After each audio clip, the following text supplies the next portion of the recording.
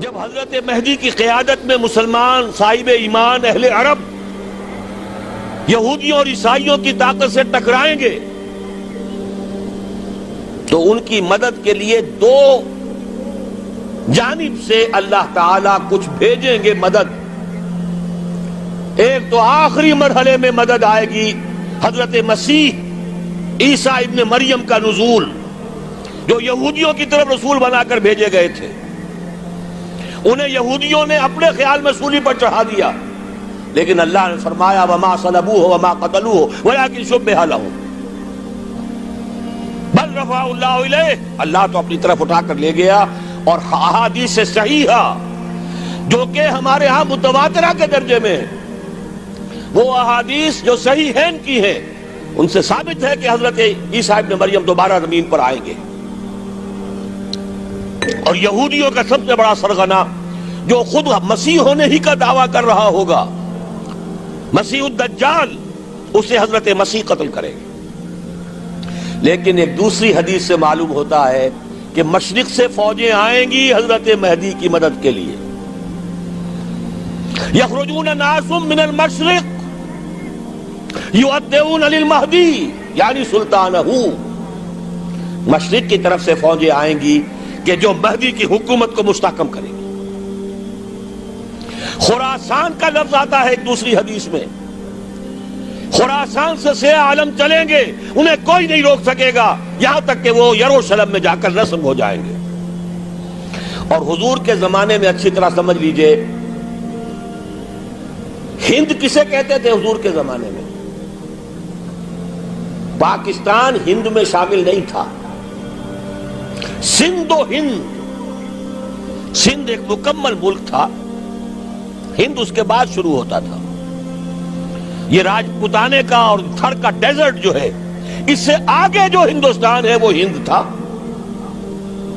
یہ جو ہمارا پاکستان ہے یہ ہمیشہ ہند میں شامل نہیں رہا. حضور کے زمانے میں بالخصوص سندھ و ہند، دریائے سندھ چلا آ رہا ہے. یہ ساری ٹریبیوٹریز جو پنجاب کے اندر اس کی ہیں، یہ سب ایک علیحدہ ملک ہے جو اس زمانے میں سندھ کہلاتا تھا. اور نمبر 2 یاد کیجئے، اس زمانے میں خراسان ایک علاقہ تھا جس میں موجودہ افغانستان کا 2/3، تھوڑا سا حصہ ایران کا، اور جہاں تک میں تحقیق کر سکا ہوں آج تک پاکستان کا بھی علاقہ، خاص طور پر مالاکنڈ ڈویژن جو اس خراسان میں شامل ہے.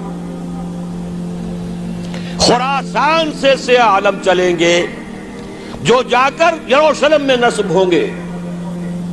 یہاں بھی ایک نقطہ نوٹ کر لیجئے، پہلے بھی یروشلم ہم سے چھینا تھا. کس نے چھینا تھا؟ عیسائیوں نے، کروسیڈرز. واپس کون لیا؟ کس نے لیا؟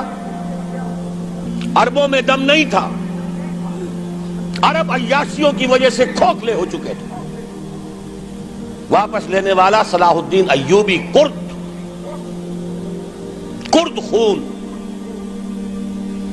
اب دوبارہ یروشلم لیا جا چکا. چھینا کن سے گیا؟ عربوں سے. عرب واپس لے سکتے ہیں؟ کوئی اندیشہ اگر ہو سکتا تھا عراق کے بارے میں کہ شاید اس کے ایٹمک دانت نکل آئے، جو سازش کی گئی، جس طرح اس احمق اور پاگل صدام حسین کو دام میں پھنسایا گیا. صدام 100 جال، دام کہتے ہیں جال کو، صدام اس میں جو پھنسا ہے تو اگلا پچھلا کھایا پیا سب اگلوا لیا. اور ہے ہی کون؟ اس کے پاس ایٹمک ہتھیاروں کا ذخیرہ موجود ہے، اور کسی کے وہ ایٹمک دانت بھی نکلنے نہیں دے رہے.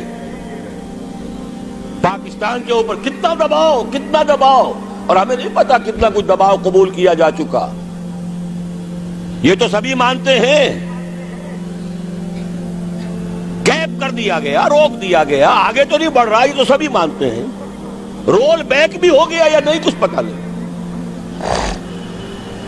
لیکن کسی صورت یہ نہیں تسلیم کریں گے، قبول کریں گے کہ کسی مسلمان ملک کے پاس ایٹم بم آ جائے. یہودیوں کے پاس ذخیرہ موجود، سب جانتے ہیں. بہرحال یہ جان لیجئے اس علاقے سے امید ہوتی ہے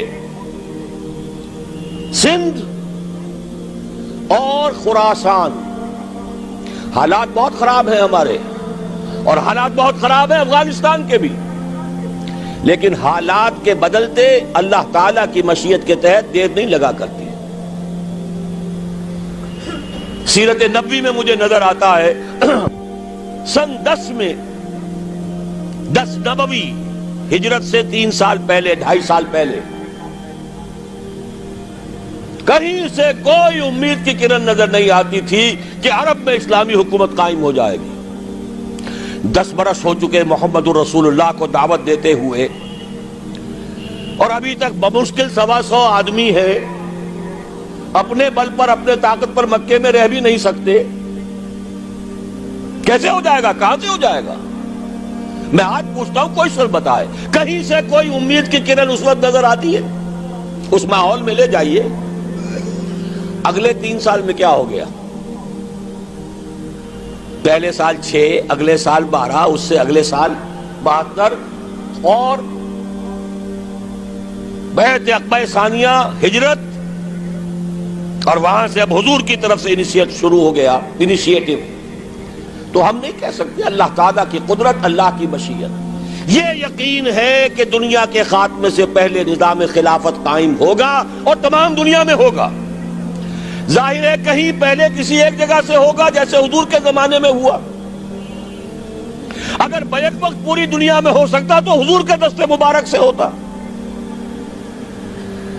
اگر حضور کے دست مبارک سے بھی ایک ملک میں ہوا، جزیرہ نما عرب میں ہوا، پھر حضور کے امتی ہیں نا، ابو بکر ہے، عمر ہے، عثمان ہے، صحابہ کرام کی فوجیں نکلی ہیں، امتی ہیں. امتیوں کے ہاتھوں اس کی توسیع ہوئی. اب بھی یہی ہوگا، کسی ایک علاقے میں ہوگا. میرا گمان ہے، میں یہ یقین سے نہیں کہہ سکتا. گمان بھی میرا ان احادیث کی روشنی میں ہے جو میں نے آپ کو بتا دی اور موجود ہے اس کتابچے کے اندر. علامہ اقبال نے بھی انہی کے حوالے سے کئی کہا ہے، میرے عرب کو آئی ٹھنڈی ہوا جہاں سے، میرا وطن وہی ہے، میرا وطن وہی ہے. اس علاقے سے کچھ ہونے والا ہے اور ہوگا انشاءاللہ. میری زندگی میں نہ ہو، آپ کی زندگی میں نہ ہو، کوئی پرواہ نہیں. حضرت حمزہ تو شہید ہو گئے غزوہ احد میں. 5 سال کے بعد حضور مکے میں داخل ہوئے ہیں فاتح کی حیثیت سے. حضرت حمزہ کی نگاہوں نے، ان آنکھوں نے تو نہیں دیکھا، عالم ارواح میں اللہ نے کیا مشاہدہ کرایا ہوگا انہیں، وہ تو ہمیں معلوم نہیں. بعض صحابہ شہید کر دیے گئے مکے ہی میں. بہت بڑی کامیابی. اپنی جان لگا دیں، اپنے آپ کو کھپا دیں، اپنے آپ کو مٹا دیں. جس طرح روڑی کوٹ کر بنیادوں میں بھر دی جاتی ہے، ہماری ہڈیوں کا چورا بنا کر اور ہمارے خون کے اندر اسے گوندھ کر اگر وہاں ڈال دیا جائے، اس سے بڑی سعادت کوئی نہیں. اس پر تعمیر ہو خلافت علی منہاج النبوہ کی، ہم اس کی بنیاد کے اندر دفن ہو جائیں، یہی بہت بڑی سعادت ہے. لیکن یہ ہوگا. میں نے عرض کیا تھا کہ یقین ہے مجھے کہ ہوگا، اور ہر صاحب ایمان کو یقین ہونا چاہیے کہ ہوگا. باقی یہ کہ یہ آثار ہیں اور احادیث بھی ہیں، اور 400 برس کی تاریخ بھی بتاتی ہے کہ یہیں سے ہوگا. 1000 برس تک سارے مجددین امت عالم عرب میں پیدا ہوئے. 11ویں صدی کا مجدد اعظم شیخ احمد سرہندی کہاں دفن ہے؟ سرہند میں، ہندوستان میں. 12ویں صدی کا مجدد اعظم شاہ ولی اللہ دہلوی کہاں دفن ہے؟ دہلی میں.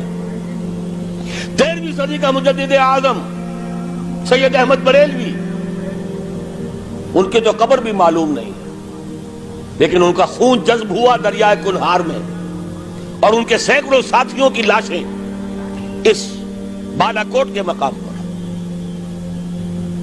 14ویں صدی کے مجدد اعظم شیخ الہند، لیکن ان کے ساتھ ساتھ اتنے اعظم رجال، علامہ اقبال جیسا مفکر، مولانا مودودی جیسا مصنف، مولانا الیاس جیسا مبلغ کہیں اور ہمیں دکھا دیجئے آپ. میں کل کہیں عرض کر رہا تھا، دیکھیے پہلے جو ہے 1000 برس تک ہر خیر ہندوستان میں باہر سے آ رہا تھا. معین الدین اجمیری باہر سے آ رہے ہیں، شیخ علی حجویری باہر سے آ رہے ہیں، سندھ میں جتنے اولیاء دفن ہیں سب کے سب باہر سے، ایران سے چلے آ رہے ہیں. لیکن جیسے ہی 11ویں صدی شروع ہوئی ریورس ہو گیا آرڈر. اب سلسلہ مجددیہ نقشبندیہ اب ہندوستان سے نکل کر پھیل رہا ہے. پورا افغانستان، پورا ترکستان، تمام یہ ترک ریاستیں جو آزاد ہوئی ہیں ابھی USSR کے خاتمے کے بعد، یہاں تک کہ سائپرس، جزیرہ قبرص، پورا ترکی جو اب بھی ہے موجودہ ترکی، سلسلہ مجددیہ نقشبندیہ کہاں سے چلا؟ ہندوستان سے پھیل گیا پورے عالم اسلام. مفکر، علماء دین اور تمام علوم دینی کا مجدد شاہ ولی اللہ دہلوی، خالص ترین جہاد فی سبیل اللہ دور صحابہ کے بعد جماعت مجاہدین جام شہادت نوش کیا، سینکڑوں ہمارے مجاہدین. پھر 14ویں صدی میں اقبال جیسا مفکر، مودودی جیسا، دوبارہ دوہرا رہا ہوں، مصنف، مولانا الیاس جیسا مبلغ مجھے تو کہیں نظر نہیں آتا. تمام مسلمان ممالک آزاد ہوئے، کہیں اسلام کا نام نہیں لگا. نہ سیوکارنوں نے نعرہ لگایا، نہ کہیں کسی اور نے نعرہ لگایا. عربوں نے بھی عرب نیشنلزم کا نعرہ لگایا، اسلام کا نعرہ نہیں. تحریک پاکستان میں نعرہ لگا، پاکستان کا مطلب کیا؟ لا الہ الا اللہ. صبح عرض کر چکا ہوں، تحریک خلافت پوری دنیا میں کہیں نہیں.